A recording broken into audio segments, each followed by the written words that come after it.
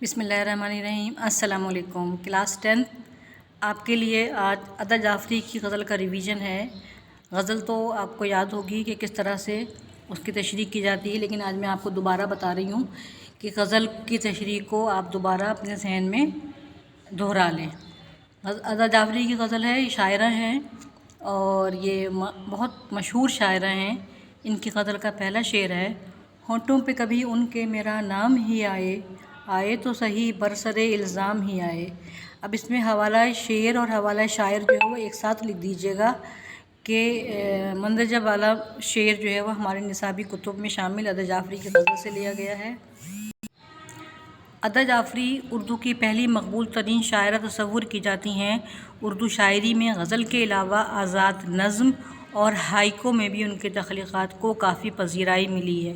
ہائیکو کیا ہے یہ میں آپ کو بتا چکی ہوں۔ وہ خاص طور پر خواتین سے جڑے موضوعات کو ادب کی چاشنی میں تر کر کے تحریر کرنے میں عبور رکھتی ہیں۔ عدا جعفری کو 1981 میں حکومت پاکستان نے تمغہ حسن کارکردگی سے نوازا اور اس کے علاوہ وہ آدمجی ایوارڈ بھی حاصل کر چکی ہیں۔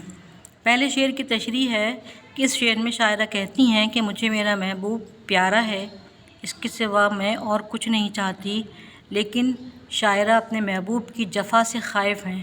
وہ چاہتی ہیں کہ کسی طرح ان کا محبوب ان کا نام لیتا رہے، اگر پیار سے نہیں لے سکتا تو کوئی الزام لگا کر ہی لے، مگر میرا نام لے، وہ مجھے یاد رکھے۔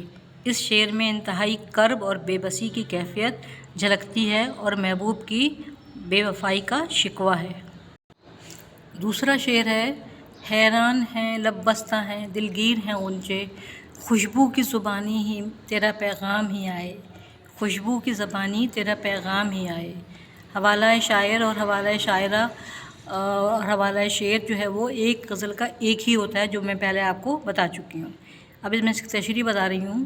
عدا جعفری اس شعر میں کہتی ہیں کہ میرے محبوب کا کوئی پیغام نہیں آیا، ہر کوئی حیران ہے کہ پیار کا جواب پیار سے کیوں نہیں دیا جا رہا، پھولوں کی کلیوں کو تو چپ سی لگ گئی ہے۔ وہ بہت حیران بھی ہیں اور میرے لیے غمزدہ بھی ہیں۔ وہ اپنے محبوب سے کہتی ہیں کہ اگر کسی اور ذریعے سے پیغام نہیں بھیج سکتے تو خوشبو کے ذریعے ہی بھیج دو، کلیاں بخوشی تمہارا پیغام مجھ تک پہنچائیں گی۔ شعر نمبر 3 ہے: کیا راہ بدلنے کا گلہ ہم سفروں سے، جس رہ سے چلے تیرے در و بام ہی آئے۔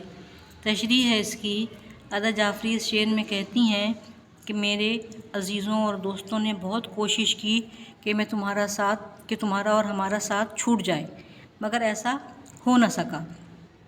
میں تمہیں نہ بھول سکی، میرے ہم سفر ساتھیوں نے بہت سر مارا، راستے بدلے کہ میری منزل بدل جائے، مگر میری منزل تو تم تھے۔ میں جس راستے پہ چلی وہاں سے تمہارا ہی گھر آیا، ہر راستہ مجھے تمہارے گھر لے گیا اور مجھے کہیں اور جانا بھی نہیں تھا۔ چوتھا شعر ہے: تھک ہار کے بیٹھے ہیں سرے کوہ تمنا، کام آئے تو پھر جذبہ ناکام ہی آئے۔ اس کی تشریح میں یہ ہے: عدا جعفری اس شعر میں کہتی ہیں کہ میں نے ہر ممکن کوشش کر لی کہ تم میرے ہو جاؤ، مگر تم میرے نہ ہو سکے۔ ساری کوششیں اور کاوشیں کرنے کے بعد اب میں تھک گئی ہوں۔ تم میری تمنا تھے اور میں تمنا کے اس کوچے میں تھک کر ہار کے بیٹھ گئی ہوں، لیکن میں چاہتی ہوں کہ میری محبت ناکام سہی مگر ہے تو سچی، یہی ناکام محبت ہی ایک دن کام آئے گی اور تمہیں احساس ہوگا کہ کوئی تم سے کتنی محبت کرتا تھا۔ آخری شعر جو غزل کا مقطع ہے اس میں: باقی نہ رہے ساکھ عدا دشت جنوں کی، دل میں اگر اندیشہ انجام ہی آئے۔ اس کی تشریح یہ ہے: عدا جعفری اس شعر میں کہتی ہیں کہ عشق خود کو فنا کر لینے کا نام ہے۔ سچے عاشق کا انجام کیا ہوتا ہے میں سب جانتی ہوں، مگر میں پھر بھی اس راہ کی مسافر ہوں۔ اگر میں اپنے انجام سے ڈر جاؤں گی تو عشق کیسے کروں گی؟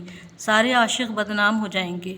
عشاق کی وفا اور عشق کے جنون کا بھرم اور ساکھ قائم رکھنے کے لیے مجھے عشق کرتے رہنا ہے، انجام کے خوف کے بغیر۔